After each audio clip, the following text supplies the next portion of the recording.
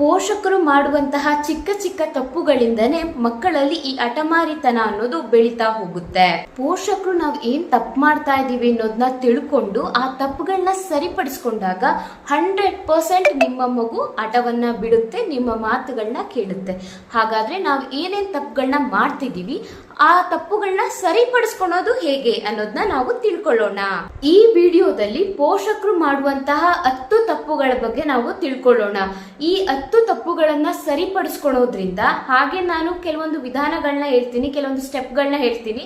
ಆ ಸ್ಟೆಪ್ಗಳನ್ನ ಫಾಲೋ ಮಾಡೋದ್ರಿಂದ 100 ಅಲ್ಲ 200% ನಿಮ್ಮ ಮಕ್ಕಳಲ್ಲಿರುವಂತಹ ಹಠಮಾರಿತನ, ಮೊಂಡುತನ ಕಡಿಮೆ ಆಗುತ್ತೆ. ಅದಕ್ಕೆ ನಾನು ಗ್ಯಾರಂಟಿ.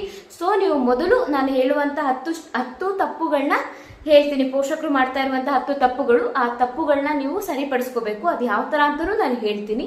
ಹಾಗೆ 5ರಿಂದ 6 ಸ್ಟೆಪ್ನ ನಾನು ಹೇಳ್ತೀನಿ, ಅದನ್ನ ಫಾಲೋ ಮಾಡಬೇಕು. ನಾನು 100% ಗ್ಯಾರಂಟಿ ಕೊಡ್ತೀನಿ, ನಿಮ್ಮ ಮಕ್ಕಳಲ್ಲಿರುವಂತಹ ಹಠಮಾರಿತನ ಕಡಿಮೆ ಆಗುತ್ತೆ. ಅಷ್ಟೇ ಅಲ್ಲದೆ ಈ ವಿಡಿಯೋ ಕೊನೆಯಲ್ಲಿ ನಾನು ಒಂದು ಸೀಕ್ರೆಟ್ಸ್ಗಳನ್ನ ಹೇಳ್ತೀನಿ. ಪೇರೆಂಟ್ಸ್ಗಳಿಗೆ ಒಂದು ಕಿವಿ ಮಾತುಗಳನ್ನ ಹೇಳ್ತೀನಿ. ಅವುಗಳನ್ನು ಯಾರು ವಿಡಿಯೋನ ಸ್ಕಿಪ್ ಮಾಡ್ದಲೆ ಪೂರ್ತಿ ವಿಡಿಯೋನ ನೋಡಿ. 100% ನಿಮ್ಮ ಮಕ್ಕಳಲ್ಲಿರುವಂತಹ ಹಠಮಾರಿತನ ಕಡಿಮೆ ಆಗುತ್ತೆ. ಇದಕ್ಕೆ ನಾನ್ ಗ್ಯಾರಂಟಿ. ನಮಸ್ತೆ Karnataka, welcome to my YouTube channel world record holder Manasmita. ಇವತ್ತಿನ ಈ ವಿಡಿಯೋದಲ್ಲಿ ಮಕ್ಕಳ ಹಠಮಾರಿತನನ ನಿಯಂತ್ರಿಸೋದು ಹೇಗೆ, ಹಾಗೆ ಪೋಷಕರು ನಾವುಗಳು ಮಾಡ್ತಾ ಇರುವಂತಹ ತಪ್ಪುಗಳೇನು, ಹಾಗೆ ಪೋಷಕರು ಮಾಡ್ತಿರುವಂತಹ ತಪ್ಪುಗಳನ್ನ ಸರಿಪಡಿಸ್ಕೊಳೋದು ಹೇಗೆ, ಒಟ್ಟಾರೆ ಮಕ್ಕಳ ಹಠಮಾರಿತನವನ್ನ ನಿಯಂತ್ರಿಸೋದು ಹೇಗೆ ಅನ್ನೋದನ್ನ ಈ ವಿಡಿಯೋದಲ್ಲಿ ಸಂಪೂರ್ಣವಾಗಿ ತಿಳ್ಕೊಳ್ಳೋಣ. ಅದಕ್ಕಿಂತ ಮೊದಲು ಇನ್ನೂ ನೀವು ಯಾರಾದ್ರೂ ನನ್ನ ಚಾನಲ್ನ ಸಬ್ಸ್ಕ್ರೈಬ್ ಮಾಡಿಲ್ಲ ಅಂತ ಅಂದ್ರೆ ದಯವಿಟ್ಟು ನನ್ನ ಚಾನಲ್ನ ಈಗಲೇ ಸಬ್ಸ್ಕ್ರೈಬ್ ಮಾಡಿ. ಹಾಗೆ ಈ ವಿಡಿಯೋ ಇಷ್ಟ ಆದ್ರೆ ಈ ವಿಡಿಯೋಗೆ ಒಂದು ಲೈಕ್ನ ಕೊಡಿ. ಈಗಿನ ಕಾಲದಲ್ಲಿ ಮಕ್ಕಳುಗಳು ತುಂಬಾನೇ ಬುದ್ಧಿವಂತರಾಗಿರ್ತಾರೆ, ತುಂಬಾನೇ ಆಕ್ಟಿವ್ ಆಗಿರ್ತಾರೆ, ತುಂಬಾನೇ ಚುರುಕುತನದಿಂದ ಇರ್ತಾರೆ. ಆದ್ರೂ ಕೂಡ ಈ ಮಕ್ಕಳಲ್ಲಿ ಇರುವಂತಹ ಒಂದು ಪ್ರಾಬ್ಲಮ್ ಅಂದ್ರೆ, ಪ್ರತಿಯೊಬ್ಬ ಪೇರೆಂಟ್ಸಿಗೂ ಇರುವಂತಹ ಒಂದು ಸಮಸ್ಯೆ ಅಂದ್ರೆ ಮಕ್ಕಳಲ್ಲಿ ಇರುವಂತಹ ಒಂದು ಹಠಮಾರಿತನ. ಏನ್ ಕೇಳ್ತಾರೋ ಅದು ಬೇಕೇ ಬೇಕು, ಅಥವಾ ತುಂಬಾನೇ ಸಿಟ್ಟು ಮಾಡ್ಕೊಳೋದು, ಊಟನೇ ಬಿಟ್ಬಿಡೋದು, ಅಥವಾ ಒಂದು ಮೊಬೈಲ್ನ ಕೇಳೋದು, ಪೇರೆಂಟ್ಸ್ಗಳು ಏನೇ ಒಂದು ಹೇಳಿದ್ರು ಕೂಡ ಅದನ್ನ ಕೇಳ್ದಲೇ ಇರುವಂತದ್ದು, ತುಂಬಾನೇ ಜೋರಾಗಿ ಅಳೋದು, ಕಿರ್ಚಾಡೋದು, ಕೈಗೆ ಸಿಕ್ಕಿರುವಂತಹ ವಸ್ತುಗಳನ್ನೆಲ್ಲ ಎಸೆಯೋದು, ಈ ತರ ಹಠಮಾರಿ ಮಕ್ಕಳುಗಳು ಎಲ್ಲರೂ ತುಂಬಾನೇ ನೋಡಿರ್ತೀರಾ. ಆದ್ರೆ ಈ ಹಠಮಾರಿತನನ ನಿಯಂತ್ರಿಸೋದು ಹೇಗೆ ಅನ್ನೋದನ್ನ ನಾನು ಈ ವಿಡಿಯೋದಲ್ಲಿ ನಿಮಗೆ ತಿಳಿಸ್ಕೊಡ್ತೀನಿ. ನಾನು ಇವತ್ತು ಹೊರಗೆ ಡಿಮಾರ್ಟ್ಗೆ ಹೋದಾಗ ಅಲ್ಲೊಂದು ಮಗುನ ನೋಡಿದೆ. ಆ ಮಗುನು ಅಷ್ಟೇನೆ, ಅಲ್ಲೊಂದು ಐಸ್ ಕ್ರೀಮ್ಸ್ ಎಲ್ಲ ಮಾರ್ತಾ ಇರ್ತಾರಲ್ಲ ಡಿಮಾರ್ಟ್ ಮುಂದೆ, ಆ ಐಸ್ ಕ್ರೀಮ್ ನನಗೆ ಬೇಕೇ ಬೇಕು, ಅದನ್ನ ಕೊಡ್ಸು ಅಂತ ಹೇಳ್ಬಿಟ್ಟು ರೋಡ್ ನಲ್ಲೇ ಕುತ್ಕೊಂಡ್ಬಿಟ್ಟಿದೆ. ಕೊನೆಗೆ ಅವ್ರ ತಾಯಿ ಆ ಮಗು ರೋಡಲ್ಲೆಲ್ಲ ಕುತ್ಕೊಂಡು ರಂಪಾಟ ಮಾಡಿದಾಗ ಐಸ್ ಕ್ರೀಮ್ನ ಕೊಡ್ಸಿದ್ರು. ಈ ತರ ಎಲ್ಲ ನೀವು ನೋಡ್ತಾನೆ ಇರ್ತೀರಾ, ನಿಮ್ಮ ಮಕ್ಕಳಲ್ಲೂ ನೋಡ್ತೀರಾ, ಅಥವಾ ಬೇರೆ ಈ ತರ ಇನ್ಸಿಡೆಂಟ್ಗಳನ್ನೆಲ್ಲ ನೀವು ನೋಡಿರ್ತೀರಾ. ಈ ಜನರೇಷನ್ ಅಲ್ಲಿ ಇದೊಂದು ದೊಡ್ಡ ಸಮಸ್ಯೆ ಆಗಿದೆ, ಈ ಹಠಮಾರಿತನ. ಮಗುವಿಗೆ ಹಠಮಾರಿತನ ಅನ್ನೋದು ಹೇಗೆ ಬರುತ್ತೆ? ಈಗ ಹುಟ್ಟಿನಿಂದಲೇ ಎಲ್ಲ ಮಕ್ಕಳು ಹಠಮಾರಿ ಆಗ್ಲಿಕ್ಕೆ ಸಾಧ್ಯ ಇಲ್ವಲ್ಲ. ಈಗ ಮನೇನೆ ಮೊದಲ ಪಾಠಶಾಲೆ, ಅದೇ ರೀತಿ ತಾಯಿನೇ ಮೊದಲ ಗುರು ಆಗಿರ್ತಾರೆ ಪ್ರತಿಯೊಂದು ಮಗುವಿಗೂ ಕೂಡ. ಈಗ ನಾವು ಫಸ್ಟು ಮನೆಯಲ್ಲಿ ಪೋಷಕರು ಕರೆಕ್ಟಾಗಿದ್ದೀವ, ನಾವು ಮಗುವಿನ ಜೊತೆ ಯಾವ ತರ ಇದ್ದೀವಿ, ಇದು ಬಹಳ ಮುಖ್ಯವಾಗುತ್ತೆ. ಮೊದಲು ನಾವು ಇದ್ರ ಕಡೆ ಗಮನ ಹರಿಸ್ಬೇಕು. ಮಗುವಿನ ಹಠವನ್ನ ನಾವು ಕಡಿಮೆ ಮಾಡಬೇಕು ಅನ್ನೋದಕ್ಕಿಂತ ಮೊದಲು ನಾವು ಪೋಷಕರು ಮನೆಯಲ್ಲಿ ಯಾವ ತರ ಇರ್ತೀವಿ, ಮಗುವಿನ ಜೊತೆ ನಮ್ಮ ಬಿಹೇವಿಯರ್ ಯಾವ ತರ ಇದೆ ಅನ್ನೋದು ಇಲ್ಲಿ ಬಹಳ ಪ್ರಮುಖವಾದ ಪಾತ್ರವನ್ನ ವಹಿಸುತ್ತೆ. 100% ಮಗುವಿನಲ್ಲಿ ಈ ಹಠದ ಪ್ರವೃತ್ತಿಯನ್ನ ಬೆಳೆಸೋದು ಪೋಷಕರೇ ಆಗಿರ್ತಾರೆ. ಪೋಷಕರು ಮಾಡುವಂತಹ ತಪ್ಪುಗಳಿಂದ ಮಗುವಿನ ಹಠ ಅನ್ನೋದು ಬೆಳೀತಾ ಹೋಗುತ್ತೆ. ಹಾಗಾದ್ರೆ ಪೋಷಕರು ಏನ್ ತಪ್ಪು ಮಾಡ್ತಾರೆ, ಪೋಷಕರು ಹೇಗೆ ಮಗುವಿನಲ್ಲಿ ಹಠ ಬೆಳೆಸಲಿಕ್ಕೆ ರೀಸನ್ ಆಗ್ತಾರೆ ಅನ್ನೋದು ನಿಮ್ ತಲೆಯಲ್ಲಿ ಬಂದಿದ್ರೆ ಈಗ ನಾನು ಹೇಳ್ತೀನಿ. ಪೋಷಕರು ಮಾಡುವಂತಹ ಮೊದಲ ತಪ್ಪು ಅಂತ ಅಂದ್ರೆ ಮಗುವನ್ನ ಅತಿಯಾಗಿ ಮುದ್ದಿಸೋದು, ಮಕ್ಕಳುಗಳನ್ನ ತುಂಬಾನೇ ಮುದ್ದು ಮಾಡೋದು. ಈಗ ಅತಿ ಆದ್ರೆ ಅಮೃತ ಕೂಡ ವಿಷ ಆಗುತ್ತೆ. ಸೊ ಅತಿಯಾಗಿ ಮಕ್ಕಳುಗಳನ್ನ ಮುದ್ದು ಮಾಡೋದು. ಈಗ ನಮ್ಮ ಹಳೆ ಕಾಲ ಯಾವ ತರ ಇತ್ತು, ನಮ್ಮ ಕಾಲದಲ್ಲಿ ನಾವು ಚಿಕ್ಕ ಮಕ್ಕಳಾಗಿದ್ದಾಗ ಹೊರಗಡೆ ಎಲ್ಲ ಆಟ ಆಡ್ತಾ ಇದ್ವಿ, ಮರನೆಲ್ಲ ಹತ್ತುತ್ತಾ ಇದ್ವಿ, ಮರಕೋತಿ, ಕುಂಟೆ ಬೆಲ್ಲೆ, ಈ ತರ ಹೊರಗೆಲ್ಲ ತುಂಬಾನೇ ಆಟ ಆಡ್ತಾ ಇದ್ವಿ. ಕೈ ಕಾಲಲ್ಲೆಲ್ಲ ಗಾಯಗಳಾಗ್ತಾ ಇತ್ತು. ನಾವು ಅದನ್ನ ಕಾಮನ್ ಆಗಿ ನಮ್ಮ ಪೇರೆಂಟ್ಸ್ ಕೂಡ ಹೊರಗಡೆ ಆಟ ಆಡಕ್ಕೆ ಬಿಡ್ತಾ ಇದ್ರು. ನಾವು ಕೈ ಕಾಲು ಅಲ್ಲಿ ಗಾಯಗಳಾಗಿದ್ರು ನಾವು ಅದನ್ನ ಕಾಮನ್ ಆಗಿ ತಗೋತಾ ಇದ್ವಿ. ಆದ್ರೆ ಈಗಿನ ಕಾಲದಲ್ಲಿ ತುಂಬಾ ಜನ ಪೇರೆಂಟ್ಸು, ಎಲ್ಲರೂ ಅಲ್ಲ, ತುಂಬಾ ಜನ ಪೇರೆಂಟ್ಸ್ ಏನ್ ಮಾಡ್ತಾರೆ, ಮಗುವನ್ನ ಆಚೆ ಹೊರಗಡೆ ಕಳಿಸ್ಲಿಕ್ಕೇನೆ ಭಯ. ಒಂದು ಚಿಕ್ಕ ಗಾಯ ಆದ್ರೇನೆ ಒಂದು ಸುಮ್ಮನೆ ಒಂದು ತರ್ಸ್ಕೊಂಡ್ರೇನೆ ತುಂಬಾನೇ ಗಾಬರಿ ಆಗೋದು ಪೇರೆಂಟ್ಸ್ಗಳು. ಅಯ್ಯೋ ಮಗುವಿಗೆ ಹಿಂಗಾಗೋಗ್ಬಿಡ್ತು, ಅಯ್ಯೋ ಮಗುವಿಗೆ ಒಂದು ಹನಿ ರಕ್ತ ಬಂದ್ಬಿಡ್ತು ಅಂತ ತುಂಬಾನೇ ಗಾಬರಿ ಆಗೋದು, ಅಳೋದು. ಮಗು ಅಂದ್ರೆ ಬೀಳೋದು ಸಹಜನೇ. ನಾವು ಕೂಡ ಮಗುವಾಗಿದ್ದಾಗ ಬಿದ್ದು ಎದ್ದು ಗಾಯಗಳಾಗೋದು ಅದೆಲ್ಲ ಸಹಜ. ಮೊದಲು ನಾವು ಇದನ್ನ ಬಿಡಬೇಕು. ಮಕ್ಕಳನ್ನಾಗಿ ಬೆಳೆಸ್ಬೇಕು. ಮಕ್ಕಳುಗಳನ್ನ ಅವ್ರ ಮಕ್ಕಳುಗಳಾಗೆ ಬೆಳಿಲಿಕ್ಕೆ ಬಿಡಬೇಕು. ಮಕ್ಕಳಾಗಿದ್ರೇನೆ ಚಂದ. ಸೊ ಅವ್ರನ್ನ ಅವ್ರ ಪಾಡಿಗೆ ನಾವು ಆಟ ಆಡ್ಲಿಕ್ಕೆ ಬಿಡಬೇಕು. ಅತಿಯಾಗಿ ಮುದ್ದು ಮಾಡೋದನ್ನ ಫಸ್ಟ್ ನಾವು ನಿಲ್ಲಿಸ್ಬೇಕು. ಹಾಗೆ ಮಕ್ಕಳಲ್ಲಿ ಈ ಹಠಮಾರಿತನವನ್ನ ಬೆಳೆಸಲಿಕ್ಕೆ ಪೋಷಕರು ಮಾಡುವಂತಹ ಎರಡನೇ ತಪ್ಪು ಅಂತ ಅಂದ್ರೆ ಮಲ್ಟಿ ಡೈಮೆನ್ಷನಲ್ ಪೇರೆಂಟಿಂಗ್. ಏನ್ ಈ ಮಲ್ಟಿ ಡೈಮೆನ್ಷನಲ್ ಪೇರೆಂಟಿಂಗ್ ಅಂತ ಅಂದ್ರೆ, ಈಗ ಒಬ್ಬರು ಶಿಸ್ತನ್ನ ಕಳಿಸ್ಲಿಕ್ಕೆ ಟ್ರೈ ಮಾಡ್ತಿರ್ತಾರೆ ಮಗುವಿಗೆ. ಇದು ತಪ್ಪು, ಇದು ಸರಿ ಅಂತ ಹೇಳ್ಕೊಡ್ಲಿಕ್ಕೆ. ಫಾರ್ ಎಕ್ಸಾಂಪಲ್, ತಾಯಿ ಪ್ರಯತ್ನ ಮಾಡ್ತಾ ಇದ್ರೆ ತಂದೆ ಅದನ್ನ ಇದನ್ನೆಲ್ಲ ಬಿಟ್ಬಿಡು ಅಂತ ಮಗುವಿನ ಮುಂದೆನೆ ಈ ತರ ಎಲ್ಲ ಈಗ್ಲೇ ಹಿಂಗೆಲ್ಲ ಕಲಿಸಬಾರ್ದು, ಈ ತರ ಶಿಸ್ತು ಕಲಿಸಬಾರ್ದು ಅಂದ್ರೆ ಪೇರೆಂಟ್ಸ್ ಅನ್ನೋರು ಒಟ್ಟಿಗೆ ಮುದ್ದಿಸ್ಬೇಕು, ಒಟ್ಟಿಗೆ ಶಿಸ್ತುವನ್ನ ಕಲಿಸ್ಬೇಕು. ಅದನ್ನ ಬಿಟ್ಬಿಟ್ಟು ನಾವೇನ್ ಮಾಡೋದು, ಒಬ್ರು ಶಿಸ್ತುಗಳನ್ನ ಕಲಿಸೋದಕ್ಕೆ ಹೋಗೋದು, ಇನ್ನೊಬ್ರು ಅದನ್ನ ಬ್ರೇಕ್ ಮಾಡಿಸೋದು. ಇದರಿಂದ ಮಗು ಹಠನೆ ಕಲಿಯುತ್ತೆ. ಈಗ ಮಗು ತಾಯಿಯೇ ಶಿಸ್ತನ್ನ ಕಲಿಸ್ಲಿಕ್ಕೆ ಟ್ರೈ ಮಾಡ್ತಿರ್ತಾರೆ, ತಂದೆ ಬಂದ್ಬಿಟ್ಟು ಅದೇನಿಲ್ಲ, ಮಗು ಹಿಂಗೇನೆ ಇರ್ಲಿ, ಹಂಗೆ ಇರ್ಲಿ ಅಂದ್ಬಿಟ್ಟು ತಾಯಿಗೇನೆ ಮಾಡ್ಬೇಡ ಅಂತ ಹೇಳಿದಾಗ ಏನ್ ಮಾಡುತ್ತೆ, ಆಬ್ವಿಯಸ್ಲಿ ಅದು ತಂದೆಗೆ ಹೌದು ನಮ್ಮಪ್ಪ ಹೇಳ್ತಾ ಇರೋದೇ ಕರೆಕ್ಟು. ಆ ಮಗುವಿಗೆ ಕರೆಕ್ಟ್ ಯಾವುದು, ತಪ್ಪು ಯಾವುದು, ಸರಿ ಯಾವುದು ಅನ್ನೋದು ಕರೆಕ್ಟಾಗಿ ತಿಳ್ಕೊಳಕ್ ಆಗಲ್ಲ. ಆದ್ರಿಂದ ತಂದೆ ತಾಯಿಯ ನಡುವೆ ಫಸ್ಟ್ ಅದೊಂದು ಟೀಮ್ ಆಗಿ ಕೆಲಸ ಮಾಡಬೇಕು. ಇಬ್ರು ಕೂಡ ಮುದ್ದಿಸ್ಬೇಕು, ಇಬ್ರು ಕೂಡ ಶಿಸ್ತು ಕಲಿಸ್ಬೇಕು. ಅಂದ್ರೆ ಮಕ್ಕಳುಗಳನ್ನ ಒಂದು ತುಂಬಾ ಚೆನ್ನಾಗಿ ಬೆಳೆಸ್ಬೇಕು. ಫಾರ್ ಎಕ್ಸಾಂಪಲ್, ಈಗ ಮಗು ಊಟ ಮಾಡುತ್ತೆ, ಊಟ ಮಾಡಾದ್ಮೇಲೆ ತಟ್ಟೆ ಮತ್ತೆ ಈ ಗ್ಲಾಸ್ನ ತಾಯಿ ಏನ್ ಹೇಳ್ತಾರೆ, ಇದು ಒಂದು ಶಿಸ್ತು ಪಾಪು, ನೀನ್ ತಿಂದ ಮೇಲೆ ಒಂದು ಪ್ಲೇಟ್ ಮತ್ತೆ ಗ್ಲಾಸ್ನ ನೀನೇ ತಗೊಂಡೋಗ್ಬಿಟ್ಟು ಕಿಚನ್ ನಲ್ಲಿ ಇಡ್ಬೇಕು ಸಿಂಕ್ ಹತ್ರ ಅಂತ ತಾಯಿ ಹೇಳ್ಕೊಡೋದು. ಅದ್ ಮಗು ಓಕೆ ಅಂತ ಕೇಳಕ್ ಹೋಗುತ್ತೆ. ಆದ್ರೆ ತಂದೆ ಬರೋದು, ನಮ್ಮಮ್ಮ ಹಿಂಗೆಲ್ಲ ಮಾಡ್ತಾ ಇರ್ಲಿಲ್ಲ, ನಮ್ಮಮ್ಮನೇ ನನಗೆ ಊಟ ಮಾಡಿಸ್ಬಿಟ್ಟು ಅವರೇನೆ ಈ ಪ್ಲೇಟು ಗ್ಲಾಸ್ನ ಎಲ್ಲ ತಗೊಂಡೋಗಿ ಇಡ್ತಾ ಇದ್ರು, ನೀನು ಅದನ್ನ ಮಾಡು, ಮಗುವಿಗೆ ಈ ತರ ಎಲ್ಲ ಹೇಳ್ಬೇಡ ಅಂತ ಹೇಳೋದು. ಇದೇನಾಗ್ಬಿಡುತ್ತೆ, ಮಗುವಿಗೆ ಯಾವ್ದು ಸರಿ ಯಾವ್ದು ತಪ್ಪು, ನಂಗೆ ಅಪ್ಪನ ಮಾತು ಕೇಳ್ಬೇಕಾ ಅಪ್ಪನ ಮಾತು ಕೇಳ್ಬೇಕಾ, ಆ ಮಗು ಒಂದು ಸ್ವಾವಲಂಬಿಯಾಗಿ ಇದೆಲ್ಲ ಬಂದ್ಬಿಟ್ಟು ಮನೆಯಲ್ಲಿ ಫಸ್ಟ್ ಪೇರೆಂಟ್ಸ್ ಕಳಿಸ್ಬೇಕಾಗಿರೋ ಒಂದು ಶಿಸ್ತು. ಕುತ್ಕೊಂಡು ನೀಟಾಗಿ ಊಟ ಮಾಡಬೇಕು, ಊಟ ಮಾಡುವಾಗ ಮೊಬೈಲ್ ನೋಡಬಾರ್ದು, ಈ ತರ ತಿಂದ್ಮೇಲೆ ಪ್ಲೇಟ್ನೆಲ್ಲ ತಗೊಂಡೋಗಿ ಇಡಬೇಕು. ಇದೆಲ್ಲ ಬಂದ್ಬಿಟ್ಟು ಮನೆಯಲ್ಲಿ ಬೇಸಿಕ್ ಶಿಸ್ತುಗಳಿವೆಲ್ಲ.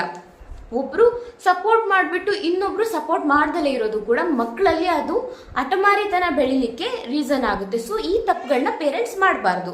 ಇಬ್ರು ಮುದ್ದಿಸ್ಬೇಕು, ಇಬ್ರು ಶಿಸ್ತುನ ಕಲಿಸ್ಬೇಕು, ಇಬ್ರು ಒಂದು ಟೀಮ್ ಆಗಿ ಕೆಲಸ ಮಾಡ್ಬೇಕು, ಇಬ್ರು ನಡುವೆ ಒಂದು ಸಪೋರ್ಟ್ ಇರ್ಬೇಕು. ಪೋಷಕರು ಮಾಡುವಂತಹ ಮೂರನೇ ತಪ್ಪು ಅಂದ್ರೆ ಕೇಳಿದ್ದೆಲ್ಲ ಕೊಡ್ಸೋದು.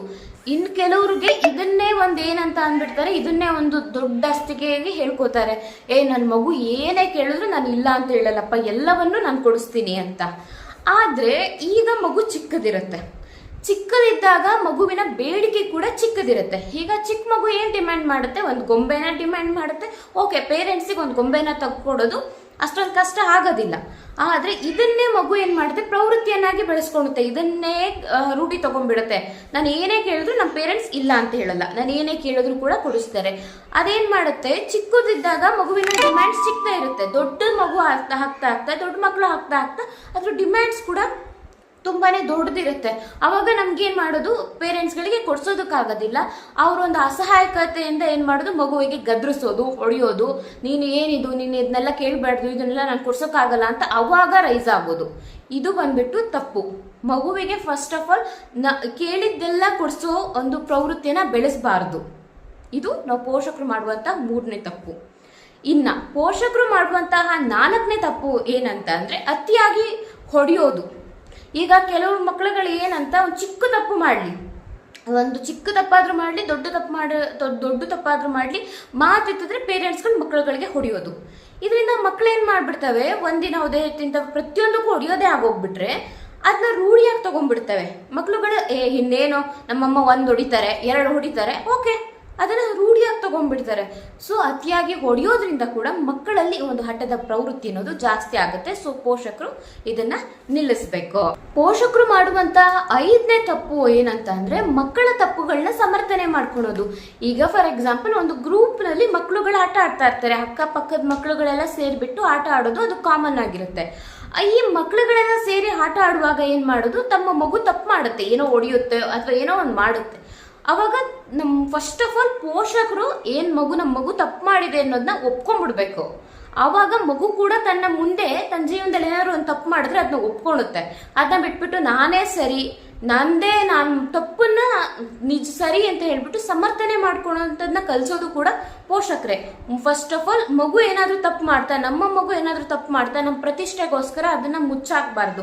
ಹೌದು, ನಮ್ಮ ಮಗು ತಪ್ಪು ಮಾಡಿದೆ, ಕ್ಷಮೆನ ಕೇಳ್ಬೇಕು. ಆವಾಗ ಮಗು ಕೂಡ ತನ್ನ ತಪ್ಪುಗಳನ್ನ ಸಮರ್ಥನೆ ಮಾಡ್ಕೊಳ್ಳೋದನ್ನ ಕಲಿಯೋದಿಲ್ಲ. ಪೋಷಕರು ಮಾಡುವಂತಹ 6ನೇ ತಪ್ಪು ಏನಂತ ಅಂದ್ರೆ ಮಗುವಿಗೆ ಮೊಬೈಲ್ನ ಕೊಡೋದು. ಈ ಮೊಬೈಲ್ನ ಕೊಡೋದ್ರಿಂದ ಮಗು ಏನಾದ್ರೂ ಸ್ವಲ್ಪ ಹಠ ಮಾಡ್ತು, ಸ್ವಲ್ಪ ಕಿರಿಕಿರಿ ಮಾಡ್ತು, ಏನೋ ಒಂದು ಕೆಲಸ ಮಾಡ್ತಾ ಇರುವಾಗ ಅದು ಡಿಸ್ಟರ್ಬ್ ಮಾಡ್ತು ಅಂದಿದ ತಕ್ಷಣ ಮೊಬೈಲ್ನ ಮಗುವಿಗೆ ಕೊಟ್ಬಿಡೋದು, ಮಗು ಸುಮ್ಮನೆ ಆಗುತ್ತೆ.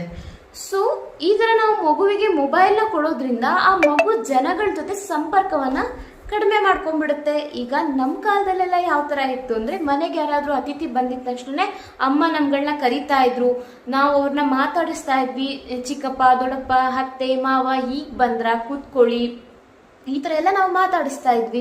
ಆದ್ರೆ ಈಗಿನ ಕಾಲದಲ್ಲಿ ಏನಾಗ್ತಾ ಇದೆ, ಮಕ್ಳುಗಳು ಯಾರಾದ್ರೂ ಗೆಸ್ಟ್ ಬರ್ತಿದ್ದಾರೆ ಅಂತ ಅಂದ್ರೂ ಬಂದಿದ್ರು ಕೂಡ ಅವ್ರ ಪಾಡಿಗೆ ಅವ್ರು ಮೊಬೈಲ್ನ ಇಟ್ಕೊಂಡು ತಲೆ ತಗ್ಸಿ ಮೊಬೈಲ್ನ ನೋಡ್ಕೊಂಡು ಅವ್ರದೇ ಅವ್ರ ಲೋಕದಲ್ಲಿ ಇರ್ತಾರೆ. ಸೊ ನಾವು ನಮ್ಗೇನೋ ಮಗುವಿನಿಂದ ಡಿಸ್ಟರ್ಬ್ ಆಗ್ತಾ ಇದೆ, ಕಿರಿಕಿರಿ ಆಗ್ತಾ ಇದೆ ಅಂದ ತಕ್ಷಣ ಆ ಮಗುವಿಗೆ ಮೊಬೈಲ್ ಅನ್ನ ಒಂದು ಅಡಿಕ್ಷನ್ ಆಗಿ ಬೆಳೆಸೋದು, ಅದು ನಾವು ಮಾಡ್ತಾ ಇರುವಂತ ಒಂದು ದೊಡ್ಡ ತಪ್ಪು. ಆ ನೆಕ್ಸ್ಟ್ ಮಗು ಏನ್ ಮಾಡುತ್ತೆ, ಮೊಬೈಲ್ಗೋಸ್ಕರನೇ ಹಠ ಮಾಡುತ್ತೆ. ಅದನ್ನೇ ರೂಢಿ ಮಾಡ್ಕೊಂತ ಹೋಗುತ್ತೆ. ನಾನು ಅಳೋದು, ಕಿರಿಕಿರಿ ಮಾಡೋದು, ಅವಾಗ ನಮ್ಮ ತಾಯಿ ಅಥವಾ ನನ್ನ ತಂದೆ ಮೊಬೈಲ್ನ ಕೊಡ್ತಾರೆ. ಸೊ ಅದಕ್ಕೆ ಯಾವಾಗ ಮೊಬೈಲ್ ನೋಡಬೇಕು ಅಥವಾ ಯಾವಾಗ ಗೇಮ್ ಆಡಬೇಕು ಅನ್ಸುತ್ತೋ ಅವಾಗ ಹೋಗಿ ತಂದೆ ತಾಯಿಗೆ ಕಿರಿಕಿರಿ ಮಾಡೋದು, ಆಗ ತಕ್ಷಣ ತಂದೆ ತಾಯಿ ಮೊಬೈಲ್ನ ಕೊಟ್ಬಿಡ್ತಾರೆ. ಸೊ ಇದು ನಾವು ಮಾಡ್ತಾ ಇರುವಂತಹ 6ನೇ ತಪ್ಪಾಗಿದೆ.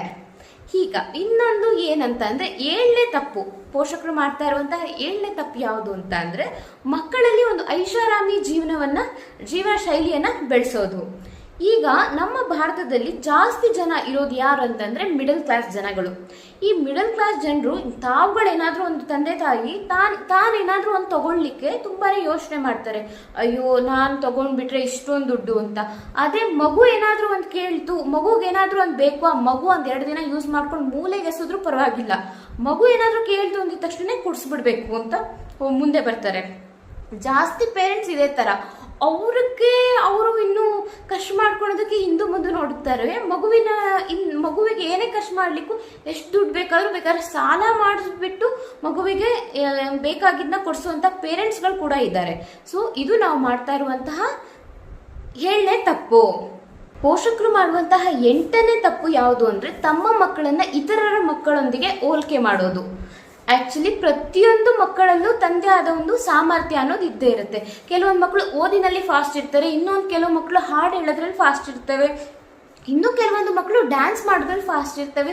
ಪ್ರತಿಯೊಂದು ಮಕ್ಕಳಲ್ಲೂ ಯಾವ್ದಾದ್ರು ಒಂದು ಸಾಮರ್ಥ್ಯ ಇದ್ದೇ ಇರುತ್ತೆ.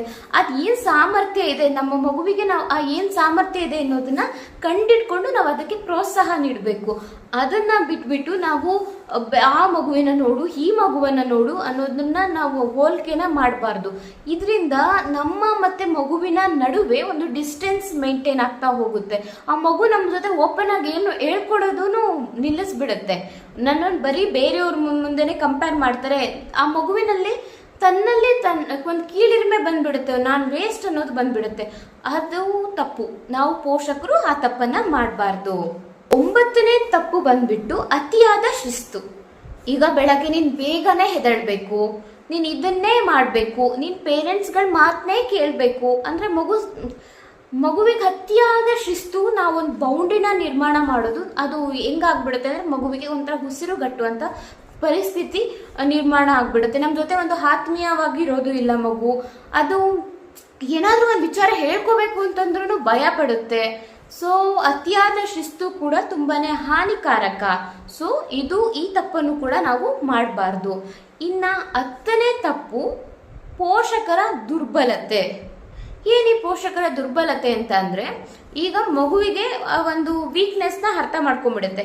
ಈಗ ಒಂದು ಮಗು ಒಂದು ಚಾಕ್ಲೇಟ್ನ ಕೇಳುತ್ತೆ, ಒಂದ್ಸಲ ಕೇಳುತ್ತೆ ಕೊಡಿಸಲ್ಲ ಅಂತ ಹೇಳ್ತಾರೆ, 2ನೇ ಸಲ ಕೇಳುತ್ತೆ ಕೊಡಿಸಲ್ಲ ಅಂತಾರೆ, 3ನೇ ಸಲ ಅಳಕ್ ಸ್ಟಾರ್ಟ್ ಮಾಡುತ್ತೆ. ಅಳಕ್ಕೆ ಸ್ಟಾರ್ಟ್ ಮಾಡಿದ ತಕ್ಷಣ ಅಮ್ಮ ಇಲ್ಲ ಅಪ್ಪ ಅಥವಾ ಮನೇಲಿ ಯಾರು ಅಜ್ಜಿ ತಾತ ಇರೋರು, ಅಳ್ಬೇಡ ನೀನ್ ಅಳ್ಬೇಡಪ್ಪ, ನೀನ್ ಏನ್ ಕೇಳ್ತೀವಿ ಅದನ್ನ ನಾನು ಕೊಡಿಸ್ತೀನಿ ಅಂತ ಹೇಳ್ಬಿಟ್ಟು ಕೊಡ್ಸೋದು. ನೆಕ್ಸ್ಟ್ ಮಗು ಅದನ್ನ ಏನ್ ಮಾಡುತ್ತೆ, ಹ್ಯಾಬಿಟ್ ಆಗಿ ತಗೊಳುತ್ತೆ.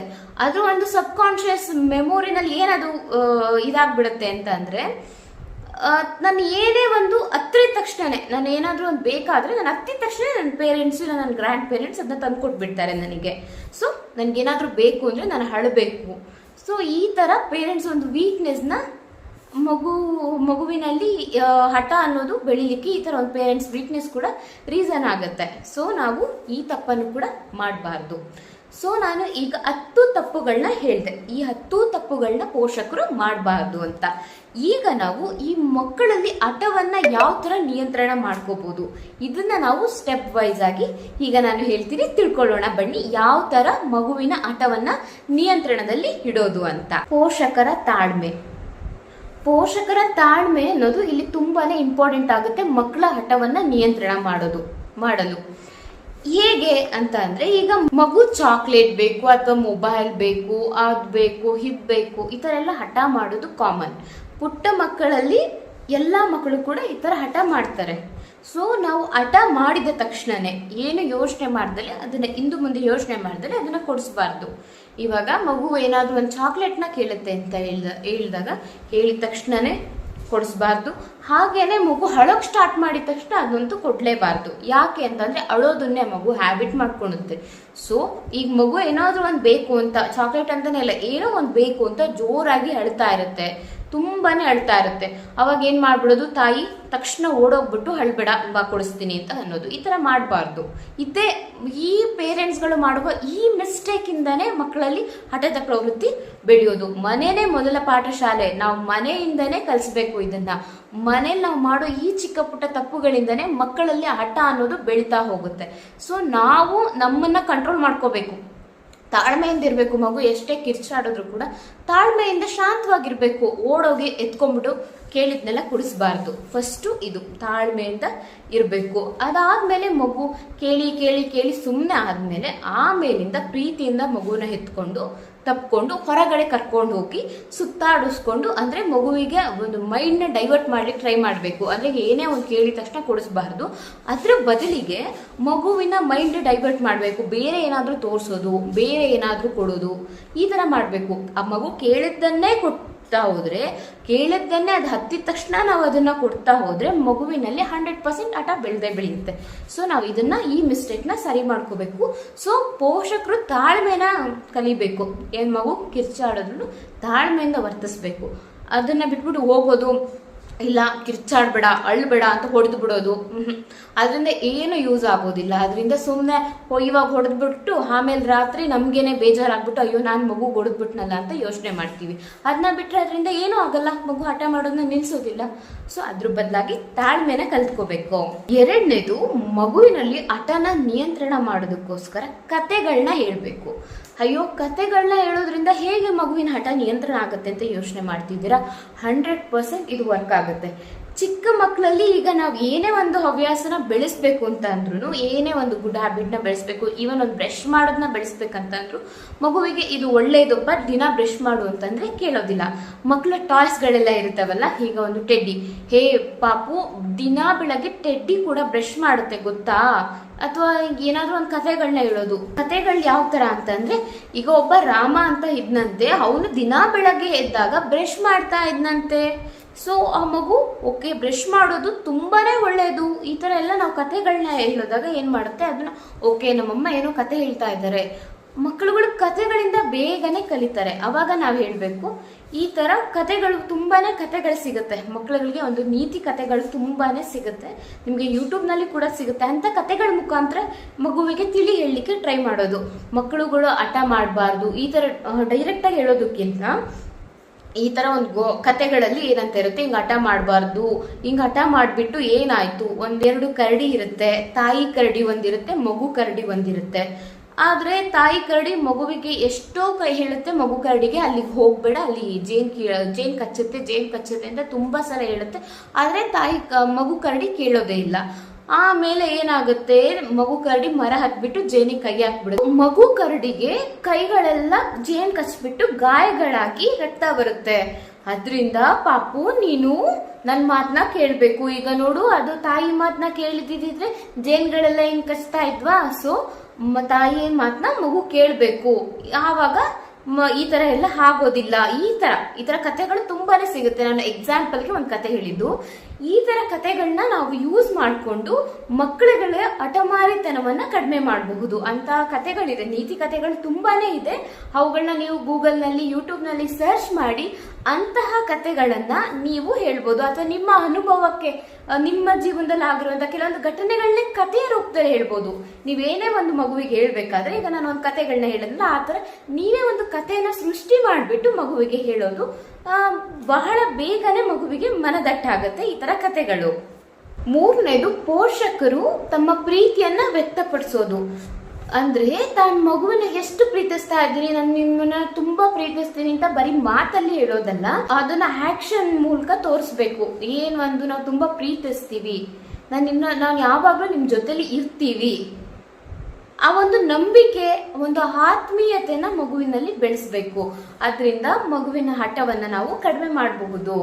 ನಾಲ್ಕನೇದು, ಮಕ್ಕಳಲ್ಲಿ ತನ್ನ ತಪ್ಪನ್ನ ಒಪ್ಕೊಳ್ಳುವಂತಹ ಒಂದು ಪ್ರವೃತ್ತಿಯನ್ನ ಬೆಳೆಸೋದು.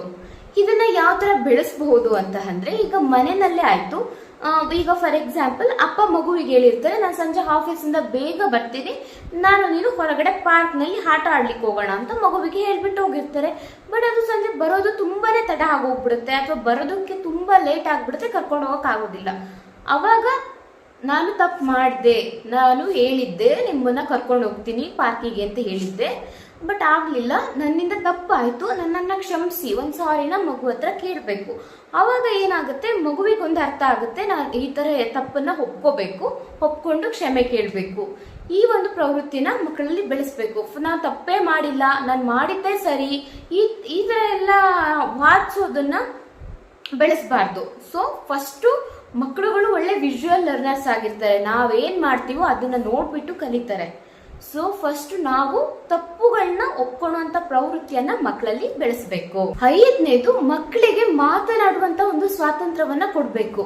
ಈಗ ನಾವೇನೆ ಮಾತಾಡ್ತಾ ಇರೋದು, ನಾವೇ ಹೇಳಿದ್ನ ನಿನ್ ಮಗು ನೀನ್ ಕೇಳ್ಬೇಕು, ನನ್ ಪಾಪು ನೀನು, ನನ್ ಮಗ ಅಥವಾ ನನ್ ಮಗಳು ನೀವು ನಾನು ಹೇಳ್ದಾಗೇನೆ ನೀ ಕೇಳ್ಬೇಕು.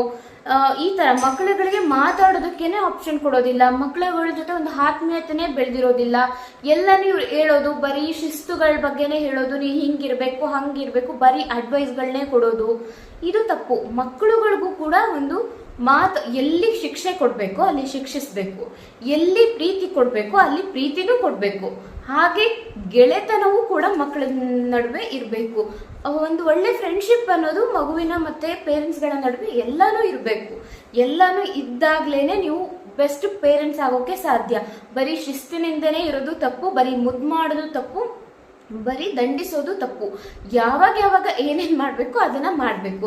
ಸೊ ಮಕ್ಕಳಲ್ಲಿ ಮಾತನಾಡುವಂತ ಒಂದು ಸ್ವಾತಂತ್ರ್ಯನ ಕೂಡ ನೀವು ಕೊಡ್ಬೇಕು. ಅದರಿಂದ ಆ ಪ್ರವೃತ್ತಿಯನ್ನ ಕಡಿಮೆ ಮಾಡ್ಬೋದು. ನಾವು ಮಕ್ಕಳುಗಳಿಗೆ ಮಾತಾಡೋ ಆಪ್ಷನ್ನೇ ಕೊಡ್ಲಿಲ್ಲ ಅಂತ ಅಂದ್ರೆ ಮಕ್ಕಳುಗಳಿಗೆ ತನ್ನ ಪೇರೆಂಟ್ಸ್ ಮೇಲೆ ಇರುವಂತಹ ನಂಬಿಕೆನೆ ಕಳ್ಕೊಂಡ್ಬಿಡ್ತಾರೆ ಅವರು. ಎಲ್ಲ ನಾವಿಲ್ಲ ಬೇರೆ ನಾವು ಬಿಡ್ತಾ ಇಲ್ಲ, ನಾವೇ ಅಡ್ವೈಸ್ನ ಕೊಡೋದು, ಬೇರೆಯವರು ಮಕ್ಕಳುಗಳನ್ನ ಕಂಪೇರ್ ಮಾಡಿಕೊಂಡು ನಾವೇ ಅಡ್ವೈಸ್ ಮಾಡ್ಕೊಳ್ತಾ ಇಲ್ಲ. ನಿಜವಾಗ್ಲೂ ಅವರು ಪೇರೆಂಟ್ಸ್ ಮೇಲೆ ಮತ್ತೆ ಅವರು ಸ್ವತಃ ಅವ್ರ ಮೇಲೆ ನಂಬಿಕೆನ ಕಳ್ಕೊಂಡ್ಬಿಡ್ತಾರೆ.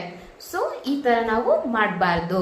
ಪೋಷಕರು ನಾನು ಹೇಳಿದ ಮೊದಲ 10 ತಪ್ಪುಗಳನ್ನ ಸರಿಪಡಿಸ್ಕೊಂಡು ಈ 5 ಸ್ಟೆಪ್ಗಳನ್ನ ಫಾಲೋ ಮಾಡಿದ್ರೆ 100% ನಿಮ್ಮ ಮಗುವಿನ ಹಠ ಕಡಿಮೆ ಮಾಡುತ್ತೆ. ಈಗ ಪೋಷಕರಿಗೆ ಒಂದು ಟಾಪ್ ಸೀಕ್ರೆಟ್ ಕಿವಿ ಮಾತುಗಳು ಏನಂತ ಅಂದ್ರೆ, ಫಸ್ಟ್ ಪೋಷಕರು ತಮ್ಮಲ್ಲಿರೋ ಹಠನ ಬಿಡಬೇಕು. ನಾವು ಮಗುವಿನಲ್ಲಿ ಹಠನ ಕಡಿಮೆ ಮಾಡ್ಬೇಕಂದ್ರೆ ಪೋಷಕರು ತಮ್ಮ ಹಠನ ಬಿಡಬೇಕು.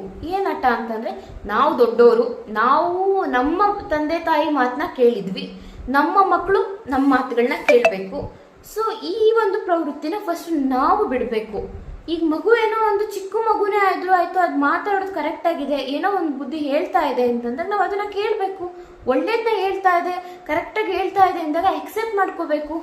ಈ ಚಿಕ್ಕ ಮಗು ನನಗೆ ಹೇಳೋಕೆ ಬರ್ತಾ ಇದೆ, ನಾನು ಕೇಳಬೇಕಾ?